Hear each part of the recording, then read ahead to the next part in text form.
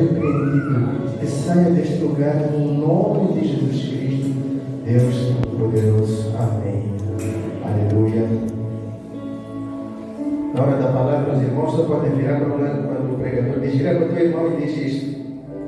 Amém? Amém. Ou para perguntar: quando eu disse hoje? Aí fica à vontade. Nada de conversinhas. E o tema deste mês, o nosso irmão Yazal já deve anunciar logo no início: Cristo, fundamento do reino de Deus. Não é meu hábito trazer estudo, vou trazer o tema do mês nos domingos.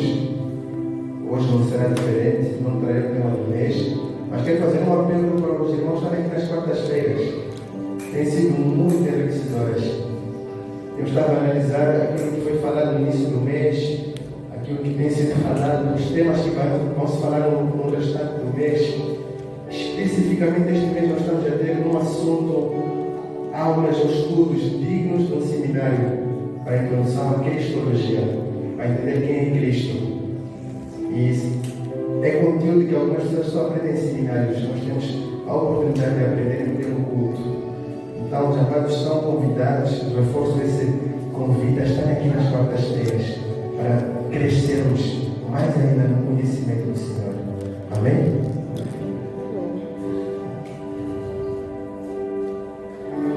Vamos abrir nossas Bíblias na primeira epístola de Pedro, no capítulo 5.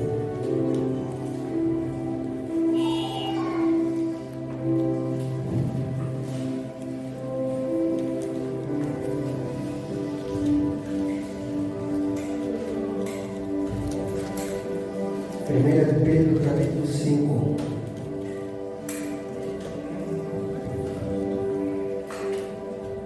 Versículos 8 e 9. Diz o seguinte a palavra do Senhor: sede sóbrios, vigiai, porque o diabo, vosso adversário, anda em derredor, bramando como um leão, buscando a quem possa tragar, ao qual resistir firmes na fé, sabendo que as mesmas aflições se cumprem entre os vossos irmãos no mundo. Amém? Vamos abrir também a Bíblia em Tiago, capítulo 4.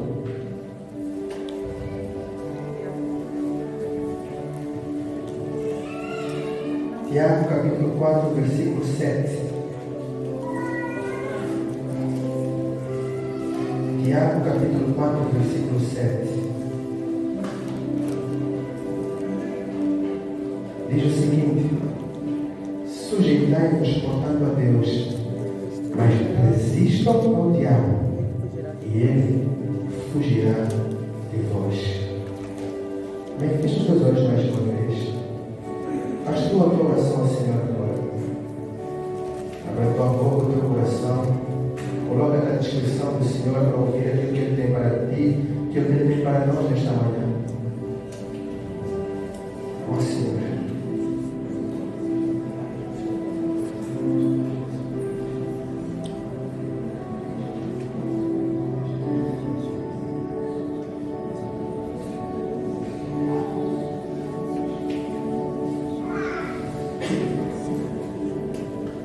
Aleluia. Amém.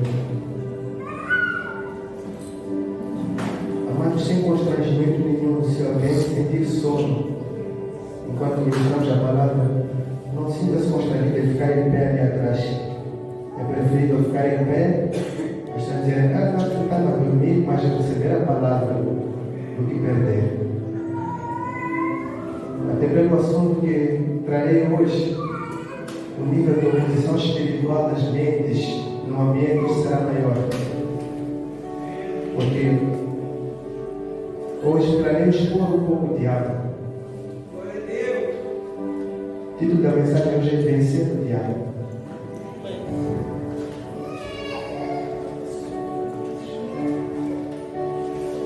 Desde o início da humanidade, o homem tem que lidar com o diabo.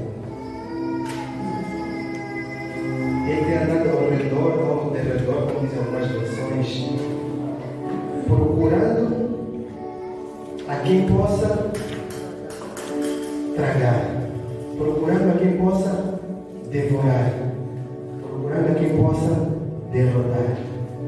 Essa é a ação do inimigo. Ele está o tempo todo bem atento. Em que momento eu vou pegar a Luísa? Em que momento eu vou pegar a Luísa? Na mínima oportunidade, ele pega.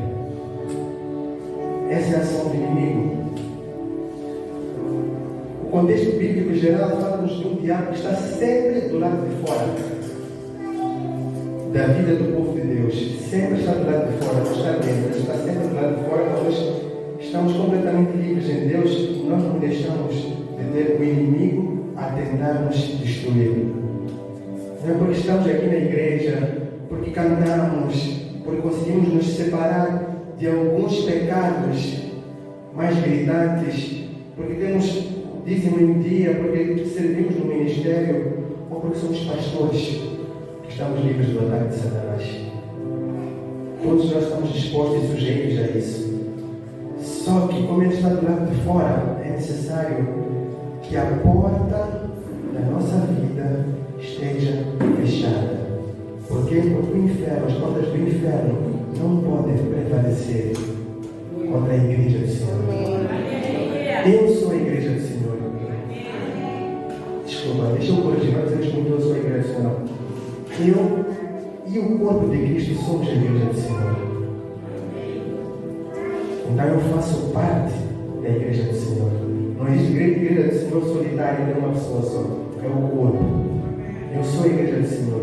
Contra mim, estando eu firme no meu Senhor, Satanás não pode fazer nada. A questão é, estando eu sempre com a porta fechada. Esta é a batalha básica do cristão. Se a porta está aberta ou está fechada.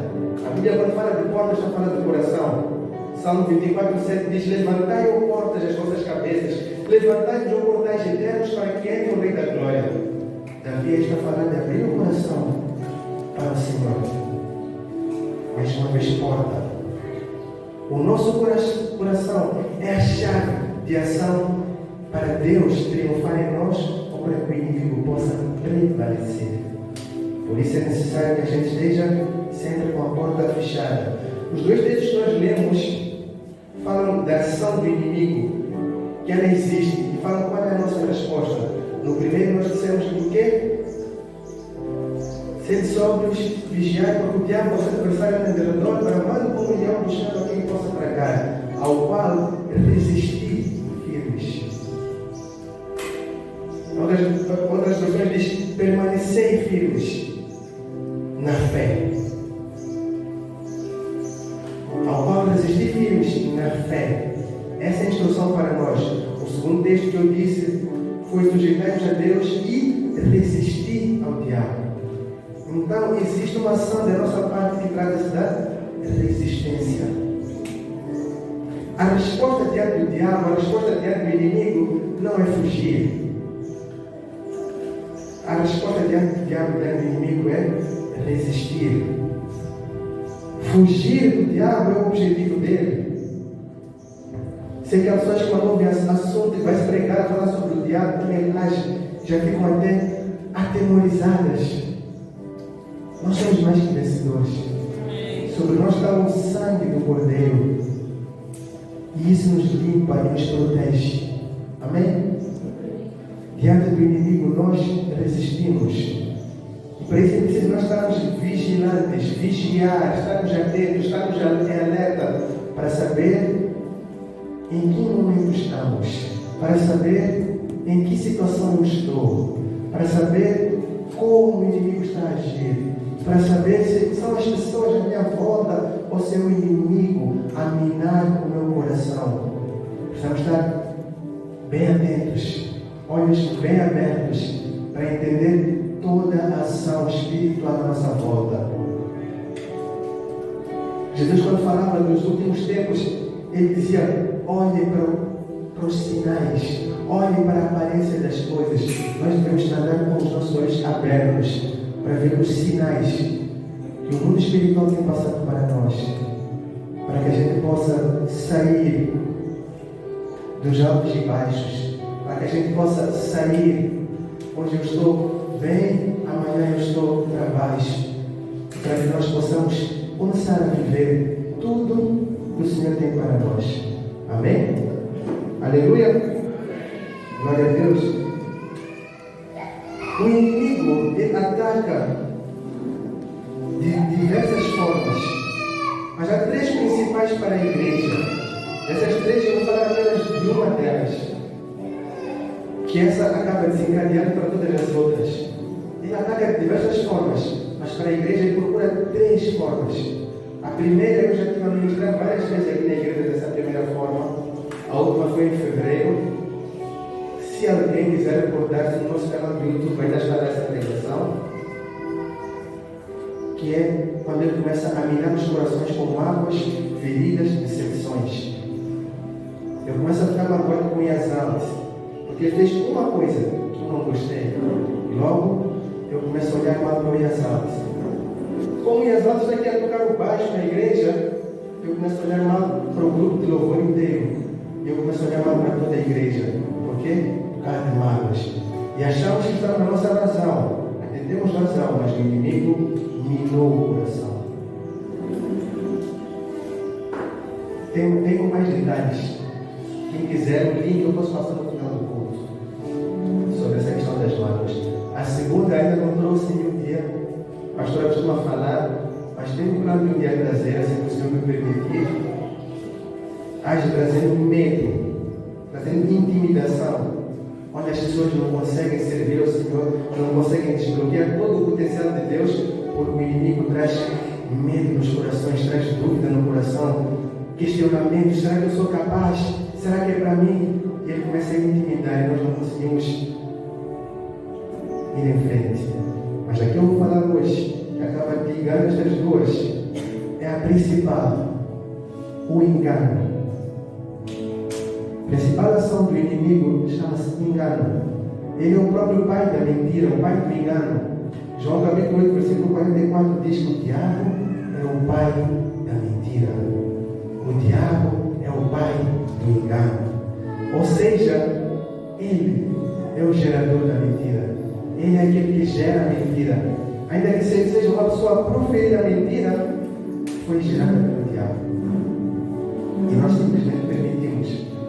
Jesus avisou-nos que nos últimos dias o engano de Satanás estaria tão forte, que até os eleitos poderiam ser enganados. Até aqueles que estão escolhidos, estão separados, estão no centro da vontade de Deus, no centro da presença de Deus, podem ser enganados. Por quê? Porque o diabo sabe que está nos últimos dias e agora está a colocar as últimas cartadas. E o engano é uma arma forte. 2 Coríntios capítulo 4, versículo 4 diz que o Deus deste século cegou o entendimento da humanidade. Agora, existe uma forma diferente do diabo agir com engano na humanidade como um todo e na igreja do Senhor. Na humanidade ele já cegou o entendimento. As pessoas não têm entendimento do mundo espiritual, criam teorias e tudo mais, mas dentro da igreja nós já sabemos que é o mundo espiritual. Nós sabemos que Deus venceu, nós sabemos que o diabo é mau, mas dentro de tudo que nós sabemos, ele trabalha no engano, agindo como uma serpente, o animal mais sagaz e astuto que Deus criou, segundo Gênesis capítulo 3, versículo 1. Ou seja, no mundo ele traz um engano que cega o entendimento, na igreja ele traz um engano sutil, disfarçado. A Bíblia diz que o diabo até em anjo de luz se disfarça. Então ele traz aparência de coisa boa, aparência de coisa de Deus, mas, porém, contudo, todavia, entretanto, ele está colocando aqui as suas sementes do mal para nos destruir. Nas nossas Bíblias, nós temos dois textos específicos onde nós encontramos uma conversa entre o diabo e um ser humano. No Éden, nós vemos o diabo dentro da serpente a falar diretamente com Eva. No deserto, nós temos o diabo a falar diretamente com Jesus. Devemos fazer um paralelo dessas duas conversas para entendermos a ação enganadora do diabo, para entendermos um pouco qual é a natureza do engano. O diabo abordou os dois colocando dúvida ou distorção sobre a palavra de Deus. No caso de Eva, foi assim que Deus disse. Chegou para Eva: foi assim que Deus disse, vocês não podem comer de nenhuma árvore do jardim. Quando nós vemos Deus disse, significa a palavra. Amém? Então, o que ele fez? Distorceu a palavra. Eva não tinha conhecimento da palavra. Deu uma resposta, porque ouviu pregação todo domingo quando Adão pregava. Disse: não, Deus disse que podemos comer todas as vezes daquelas, nós não podemos comer, não podemos tocar, não podemos nem olhar, nem cheirar, nem passar para a pessoa a acrescentar coisas. Deus só disse a Adão: não como. Ela já acrescentou tocar. Não tinha o conhecimento. Só que o diabo fez, começou a distorcer a palavra. Nós, quando não conhecemos a palavra, é mais fácil em distorcer e colocar a dúvida. Por quê? Porque ele traz o engano. Depois disso, ele enganou a Eva. Fez com que ela olhasse para Deus de uma forma distorcida. Disse: não foi isso, não. Deus só não quer que vocês comerem aquilo, só vão ficar como ele, a saber tudo. Ele quer saber tudo sozinho. E Eva ficou até que apetitosa. Eu poderia saber um pouco mais. E o engano chegou. Com Jesus ele fez o mesmo. Com Jesus ele fez o mesmo. Distorceu a palavra de Deus. Como ele sabe que Jesus conhece a palavra de Deus? Sabe, o diabo conhece cada um de nós. Ele sabe que quem conhece a palavra, quem não conhece. Então, para quem conhece, ele vai trazer a palavra de Deus como ela é. Não vai precisar de alterar os versículos. Vai colocar fora do contexto. Então chegou para Jesus: joga aqui.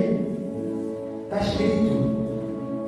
Ele mencionou o quê? Está escrito: aos seus anjos dará ordem a seu respeito. Aquele salmo que muitos de nós gostamos de recitar, Salmo 91. Ele recitou o salmo dos crentes para Jesus. Colocou dúvidas se foi o Filho de Deus, mas depois também disse: mas está escrito. É a distorção da palavra de Deus. A diferença é que Jesus venceu, ela cedeu. Vamos analisar um pouco mais Eva. Gênesis capítulo 3, versículo 1. Mas a serpente mais sagaz que todos os animais selváticos que o Senhor Deus tinha feito, disse à mulher: é assim que Deus disse, não comereis de toda a árvore do jardim? Essa abordagem de distorcer a palavra,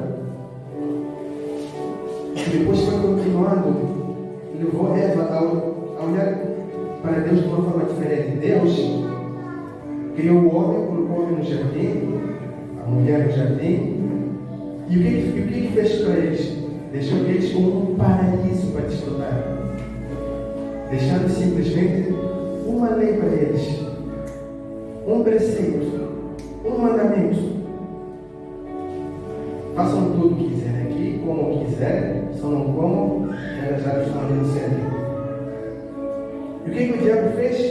O diabo fez com que Eva tirasse os seus olhos das mais de 1000 árvores que estavam ali, da generosidade e da bondade de Deus, para olhar para a restrição das duas árvores. Isto é, Deus, bondoso, bom Deus, demonstrou a sua bondade, ofereceu a sua bondade ao homem ali no jardim, e o diabo fez com que os olhos saíssem da bondade para a restrição. Quantas vezes nós somos assim? Sabemos que Deus é bom, mas quando olhamos para alguma coisa que podemos fazer ou não temos acesso, esquecemos de toda a bondade de Deus. Quando Deus nos deu aquela resposta de oração, o diabo faz olhar: cadê aquilo que tu pediste, Jesus, no ano? Não tiveste a resposta. Esquecendo de quê? Da bondade. Temos motivo para olhar para a bondade de Deus? Temos ou não temos? Sabe qual é o principal motivo, igreja? O principal motivo é que nós nascemos condenados ao inferno. Nós nascemos condenados à morte. Deus, na sua bondade, disse: apesar de vocês merecerem, eu vou pagar o preço para que vocês tenham vida. Isso é a bondade de Deus. Isso é a bondade do Senhor. O que o diabo faz? Ele diz assim: vamos tentar servir Deus, e aquela tua oração não é respondida há anos. Isso é o diabo a tirar a bondade de Deus da nossa ótica visual no mundo espiritual. Natureza do engano. Amados, Ele sabe como chegar a cada um de nós. Não há ninguém imune à tentativa de engano de Satanás. Há alguém mais crente que Jesus? Não. Se ele tentou enganar Jesus, não vai tentar enganar a nós. Aliás, ele tentou enganar só Jesus. Eu falei pessoas, humanos. Ele tentou enganar a Deus. O próprio Jeová, o próprio Senhor, o próprio Deus Pai. Ali em Jó, capítulo 1. Tentou, ele não está contigo porque te ama, não, porque é rico. Se não fosse rico, tentou enganar a Deus. Entendam a natureza desse ser. Vai nos deixar de boa? É nosso amigo. Ele vive para isso. Não tem dia de folga. Não há feriado. Descanso foi Deus que instituiu para o seu povo, não para o diabo. E ele, como é desobediente por natureza, não descansa. Ele sabe o momento em que nós estamos abatidos com uma notícia triste para trazer mais tristeza. Ou quando nós estamos eufóricos com uma boa notícia para trazer a soberba. Não importa se estamos lá em cima, se estamos no meio, se estamos cá embaixo, o objetivo de Satanás é nos dar uma rasteira para cairmos. Esse é o objetivo dele. E ele age trazendo o engano nos corações. Amados, se o diabo aparecesse diante de nós como pintado, aquele chifrudo, com um tridente todo vermelho, assim, com dentes feios, nenhum de nós cairia nisso. Sabe como é que ele vem? Com um sorriso, roupa bonita, palavras lindas. Satanás não vem com palavras torpes para nos trazer engano, com insultos, mas aquelas palavras bíblicas mesmo. Muda uma coisinha. Essa que traz as heresias, as seitas, uma coisinha mudou. Por quê? Porque nós cedemos no engano de Satanás. Essa é a natureza do engano, mas o engano tem um fruto que caminha assim lado a lado com ele. Chama-se desobediência. O fruto do engano é? Desobediência. Eu quero ouvir os irmãos, não sou aliado. Desobediência. O fruto do engano é? Desobediência. Desobediência. Para que esse engano frutifique, nós é preciso que haja desobediência no nosso coração.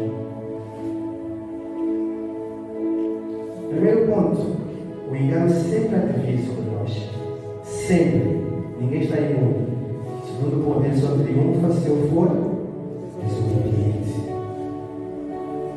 Desobediente a quê? A palavra de Deus.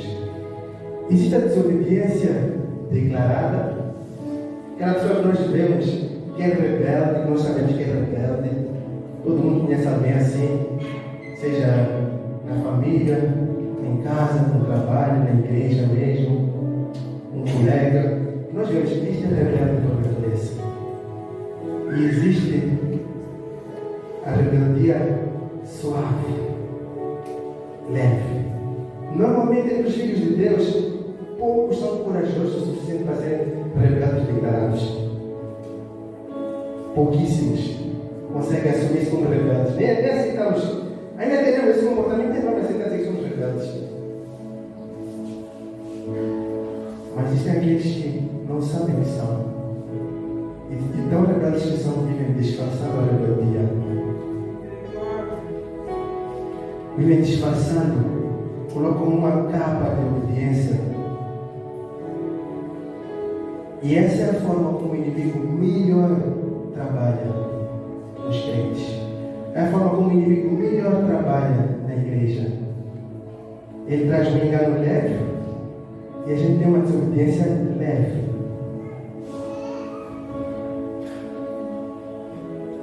Vamos pensar um pouquinho. Tem uma história que eu gosto muito de usar ela nos cultos. Gosto de fazer comparação entre Saul e Davi. E quando eu comparo Saul e Davi, eu faço questão de dizer que, se for para somarmos os atos de Saul e os de Davi foram piores. Saul, em certo momento, Deus, através do profeta Samuel, disse: Saul, vai, sobe contra os amalequitas e destrói tudo que encontrares, mata todos. E Saul levou o seu exército, foi lá, triunfou sobre Amaleque. No entanto, quando ele olhou para aquela paisagem, eis que ele viu um gado, e daí um outro churrasco como de ontem. Ali saiu picanhas, ali saía lombo, filé de maminha, fiambre, saía tudo. Do outro lado tinha leite, e eram robustas aquelas vacas, aqueles bois. Saul pensou: que desperdício. E depois de derrotar, ele humilhou o rei adversário agora. E em vez de matar, ele disse: que desperdício, eu posso exibir como um troféu meu, tendo ele preso lá. Mas Saul fez tudo o que Deus mandou, menos uma coisinha. E sabe qual foi a resposta dele? Depois Samuel chegou a dizer os judeus, lá em 1 Samuel capítulo 15 ou 14, depois na Bíblia. 1 Samuel capítulo, lá atrás, Samuel chegou diante de Saul, e Saul recebeu Samuel assim: bendito homem de Deus, eu fiz e cumpri com a palavra do Senhor. E depois Samuel perguntou: esse barulho que eu estou ouvindo, que barulho é esse? Esse mugido de vacas, esse rebanho está lá, estava tudo ali. Eu levei o melhor dos despojos para cultuar o Senhor, para dar oferta ao Senhor, para sacrificar a Deus. E Samuel respondeu com uma pergunta interessante: acaso tem o Senhor tanto prazer em sacrifícios mais do que se obedeça a sua palavra? Amados, é necessária obediência àquilo que Deus diz. A desobediência, ainda que seja 1% daquilo que Deus nos disse para fazer, é desobediência. Às vezes, Deus requer algo específico de nós, que envolverá uma renúncia. E eu penso: não, eu vou fazer desta forma, mas depois vou fazer um sacrifício maior, como Saul fez. Às vezes, para alguns, Deus está separado para a obra a tempo inteiro. E a pessoa pensa que não, eu vou servir ao Senhor, mas aquilo que são as minhas ofertas na casa de Deus, vou duplicar, vou triplicar, porque a casa de Deus precisa do dinheiro dos santos. É a vontade de Deus que eu faça dessa forma? Estou eu no centro da vontade de Deus? Às vezes Deus me chama para um jejum, e nós, como somos muito tentados na área da comida, nós pensamos que não, eu não vou conseguir jejum, mas eu vou separar para orar 5 horas por dia. Durante este tempo que o Senhor está me pedindo, tá bom? Deixa eu vou orar 5 horas por dia. Às vezes é um tempo de um momento que nós teríamos que renunciar a atividades significativas para estar apenas em oração. Mas é aquele momento que está para começar o jogo do Benfica. Vou classe, né? Espírito Santo, mas tem que anda a ficar comigo. A atitude é: não, Senhor, não, Deus. Assim que acabar, são 90 minutos só. Até se o jogo tiver decidido 70 minutos, eu vou nos 70 minutos. E depois vou ficar contigo a madrugada toda, Senhor. Vamos eu vou cantar para ti, eu vou ler a Bíblia, falar em línguas a madrugada toda. O que Deus me deu? Deus queria que 90 minutos só para eu estar com Ele. Mas o inimigo traz a sutileza ao nosso coração, que nós podemos substituir aquilo que Deus mandou por bons atos, boas atitudes. Não tem problema. 1 Samuel capítulo 15, não escrevi. Versículo 22, quando Deus perguntou a Saúl se teria mais prazer em sacrifícios do que em obediência. Depois do versículo 23, na parte A, Samuel define a atitude de Saúl, a desobediência, a rebelião, a rebeldia. Diz que a rebelião é como o pecado de feitiçaria. E a obstinação ou teimosia ou persistir no erro é como a idolatria. Amados, se nós olharmos para o contexto bíblico geral dos mandamentos de Deus, vamos entender o quão pesado é a feitiçaria e a idolatria aos olhos de Deus. No entanto, a gente pensa que eu posso desobedecer aqui, a rebeldia não é tão pesada, mas a Bíblia diz que a rebeldia é como o pecado de feitiçaria. No termo original, no hebraico, nem aparece o como. Está escrito: rebeldia é feitiçaria. Rebeldia é pecado de feitiçaria. É assim mesmo. O termo como foi adicionado para tentar fazer sentido no português e tudo mais, no inglês, muitas dessas línguas, mas vem assim entre parênteses quando a gente está fazendo transliteração, para a ver palavra por palavra nos originais bíblicos. Não existe um como. Por quê? Porque para Deus é exatamente a mesma coisa. Como é apenas aparência, para Ele é a mesma coisa, não é apenas aparência. Quando eu sou rebelde, Ele me vê como um feiticeiro. Quando eu persisto na rebeldia daquilo que Ele mandou, Ele vê como um idólatra. Os feiticeiros, os idólatras, não herdarão o reino dos céus. Ainda que seja em 10%. Uma coisinha que só me fez. Adão e Eva, um dia mesmo disseram. Os israelitas, quando estavam no deserto, foram enganados pela saudade do Egito e desobedeceram ao namorado. Absalão, filho de Davi, ele foi enganado pela vingança, pela sede de vingança, e isso fez ele desobedecer a Deus, desonrando ao pai. Desonrando ao pai, ele levou sobre si maldição. Teve uma morte triste, cabelos pendurados numa árvore, e depois, mataram. Mas eu repito, existe aquela rebeldia declarada, existe essa sutil, muitas vezes nós carregamos em nossos corações. Muitos de nós nem sabemos. Tentamos as coisas da nossa maneira. E perguntamos, por que não estão acontecendo as coisas na minha vida? Por que Deus não está a fazer isto e aquilo?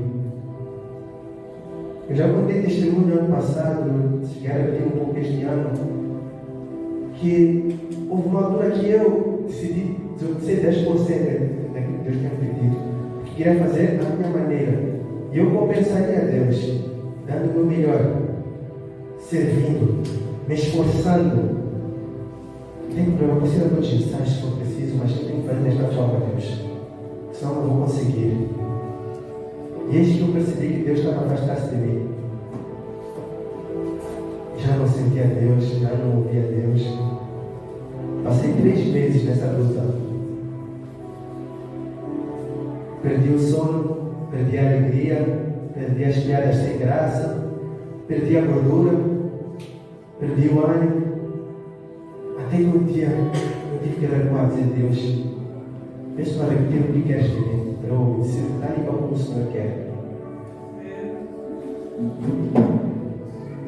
Mas o caminho de Deus ele é perfeito, ele não é incompleto ou seletivo.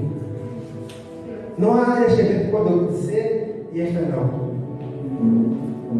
Deus ele é valioso, ele é inteiro, ele é completo. Ele não está para receber 99,99999% de nós.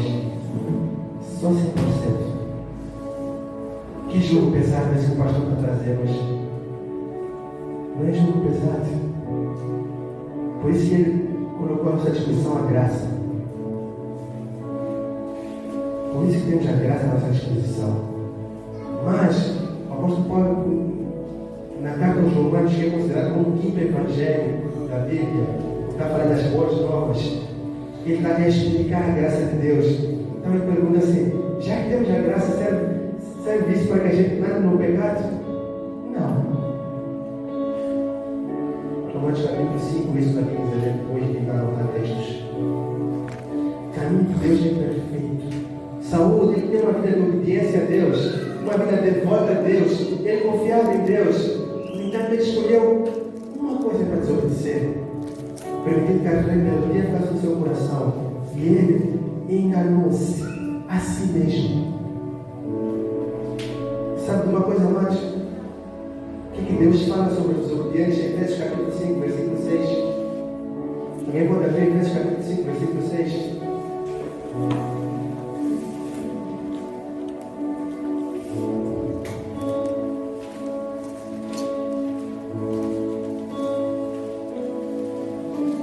Amém?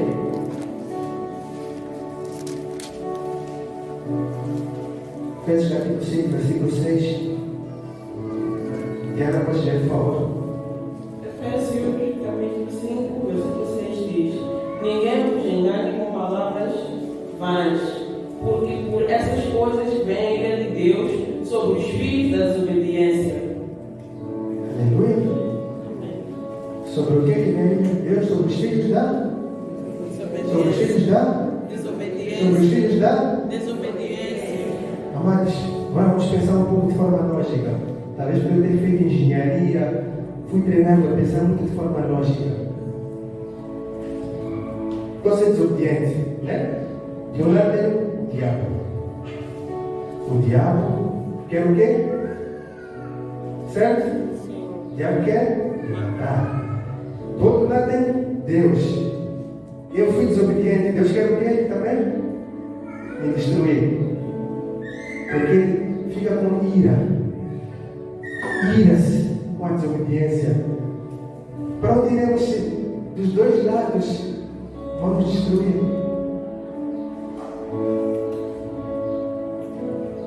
Nós às vezes pensamos muito na questão de destruição, que é ser algo sangrento e tudo mais. Simplesmente nos abandona. A abandonação em nós fica adormecido aqui dentro. E nós já não ouvimos mais a sua voz. Vamos morrendo pouco a pouco, até que chegue o dia final. A consumação da minha vida todas as nossas vidas. Por quê? Por causa do engano. Por isso que em Hebreus capítulo 3, versículo 15 diz: se hoje vocês ouvirem a sua voz, não endureçam o coração como na rebelião. Então, amados, nós somos chamados a resistir ao diabo. A resistência ao diabo tem apenas uma palavra: obediência. Sujeitai-vos a Deus, obedecei a Deus, submetam-se a Deus. Essa é a forma que nós vencemos o diabo, através da nossa resistência. Tiago capítulo 1, versículo 22. Tiago está dizendo assim: sejam praticantes da palavra e não apenas ouvintes, enganando a vós mesmos. Essa está fresca nos jovens, né?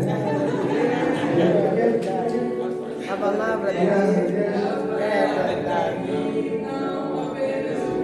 Vamos lá, jovens, um pouco mais de energia. Só mais trabalho. 1, 2, 3. Antes da palavra, não apenas ouvintes, enganando a nós mesmos. Amém? Sabe o que é enganar nós mesmos? Não sei se já viram um círculo de amigos, aquela pessoa, ou de conhecidos, aquela pessoa que nós vemos que está agindo errado. Mas é uma pessoa confusa. Só pensa em vulgo-vulgo.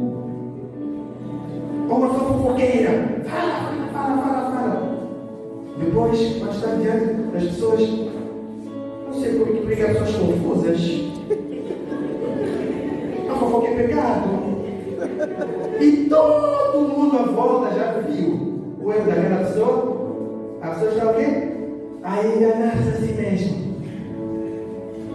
É isso que quer dizer. Então, trocando, o que o apóstolo quer dizer? Que nós devemos ser praticantes da palavra. Porque se nós apenas ouvirmos a palavra, ou seja, se nós apenas conhecermos a palavra, estaremos a enganar nós mesmos.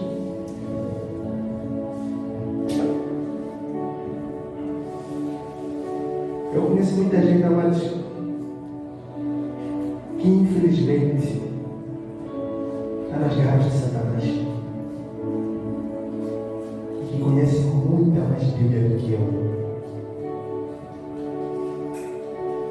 Pessoas que poderiam dar aulas de teologia, mas por quê? Ouvintes, conhecendo só, não praticantes. Mas começam a criar teorias, teologias. Há uma muito famosa agora por aí, de um Deus amoroso, gracioso.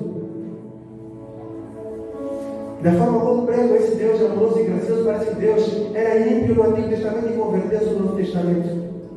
O que não é possível. Deus é o mesmo ontem, hoje e eternamente. Nele não há sombra de variação, não há variação nenhuma. Ele é o mesmo. Nós precisamos entender que Deus não mudou mais. Só que o inimigo, ele vem trazendo engano sutil.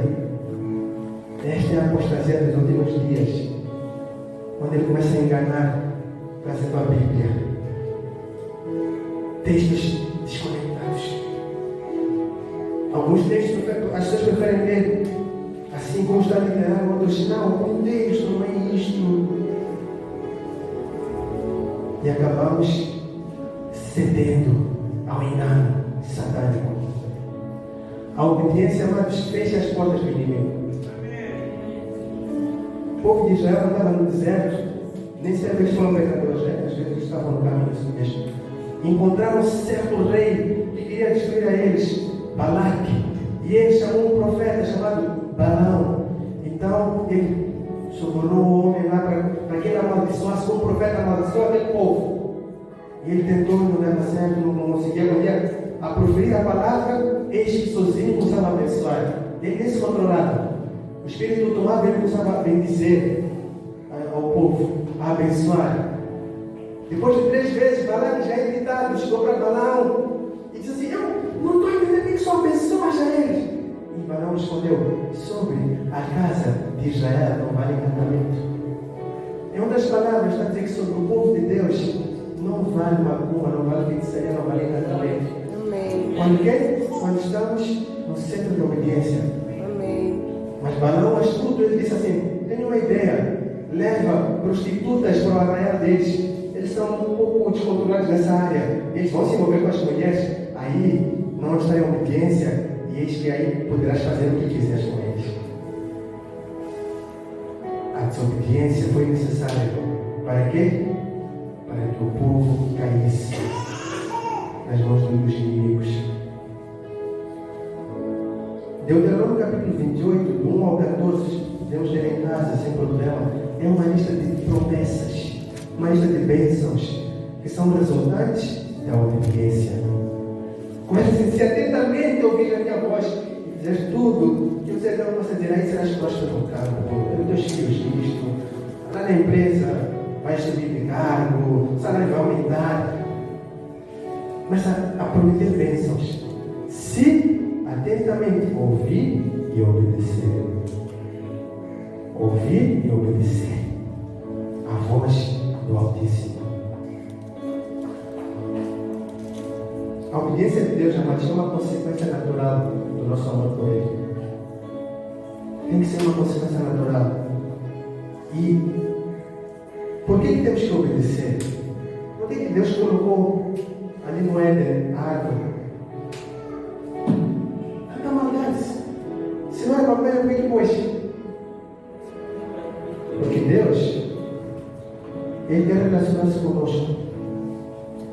E no relacionamento precisa haver amor. A Bíblia define que obedecer é amar.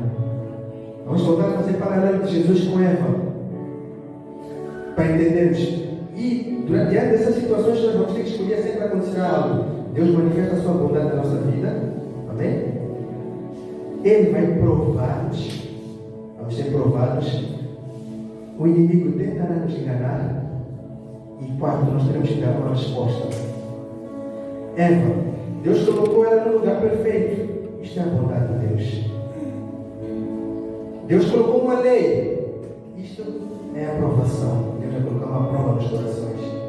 Em terceiro lugar, o inimigo distorceu a imagem de Deus, fazendo dar olhar mais para a restrição do que para a bondade. Isto é um engano de Satanás. Quarto, Eva optou pela desobediência. Isto é a resposta que ela deu.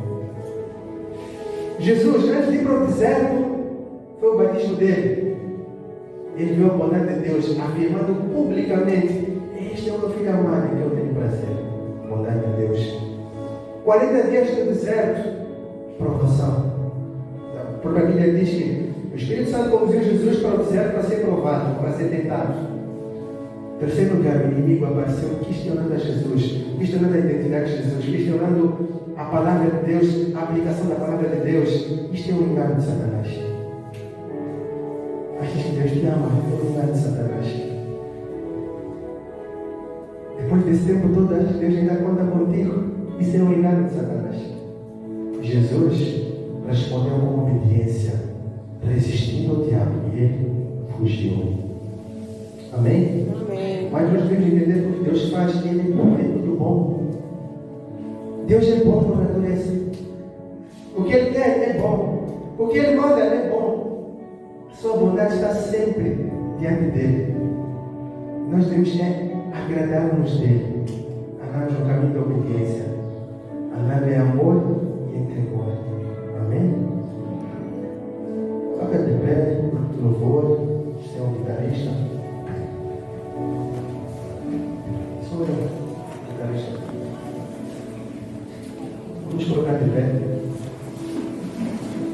Vamos concluir, amados, entendendo que para resistirmos ao diabo só temos que fazer uma coisa: obedecer.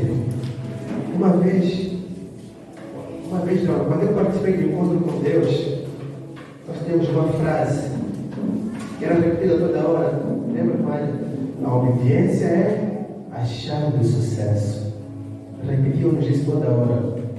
Eu no retiro 3 dias, antes de cada administração, temos que ver um slide. A obediência é a chave do sucesso. E nós temos lá com aquela alegria para obedecer. E repetíamos isso ali fora, uns para os outros. A obediência é a chave do sucesso. Os adolescentes tiveram que ouvir isso em todos os acampamentos. Sabe alguma coisa? Pessoal, a obediência é a chave do sucesso. Só que eu lembro de fazer um encontro com Deus. Eu vi uma irmã a virar-se para mim e dizer assim: isso não está certo, a obediência não é a chave do sucesso. A graça é a chave do sucesso. E eu fiquei, na altura, verdade, tem razão, é pela graça tudo. Só que depois entendi que a graça não depende de mim. Então não vai ser a minha chave de sucesso, porque a graça Ele deu e colocou diante de mim. Eu só tenho que aceitar essa graça. E sabe o que é essa graça? Eu repito isso sempre, vou dizer: é a capacitação de Deus. É a transformação de Deus em nós. É Deus para nos melhorar, para que a gente possa fazer a sua vontade. Tempo da graça não significa que a lei morreu, que é tudo livre. Quando a Bíblia diz que nós somos livres, hoje somos livres. Eu sou livre, que cantamos toda hora. Não está a dizer que é libertinagem. Está a dizer que eu já não estou preso ao pecado. Eu já não estou preso ao mundo. Eu já não estou preso à minha natureza caída. Eu estou livre. Isso é que significa liberdade. Isso é a graça de Deus. A graça de Deus já está acessível. Eu só preciso me render a ela. Sabe como devemos render a ela? É ser sinceros com Deus. Diga a Deus: eu estou a ser tentado nesta área. Me ajuda e vê um escape. Agora quando eu não sou tentado, enganando-me a mim mesmo. Satanás vem assim no nosso ouvido: não fica bem, Iracema. fica bem assim, tu já és crente há tanto tempo, isso não é tentação de uma crente. É voz do diabo a dizer que está a ser tentado. Para ver como ele diz que é voz do diabo a dizer que está a ser tentado. Só está a ser tentado. Mas ele diz, não está a ser tentado, é a voz do diabo. Só repreende. E a gente depois cai no engano, cai no pecado.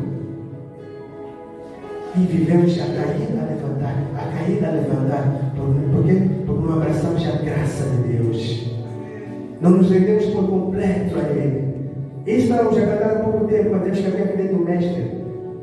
Nós somos os discípulos, nós estamos no lugar da obediência, da submissão. Não existe, amados, Evangelho sem submissão a Deus. Em Apocalipse, agora não lembro o texto exato, diz assim: e o anjo, os anjos ali pregavam o Evangelho eterno de Deus. 2 pontos. O Evangelho eterno de Deus é o quê?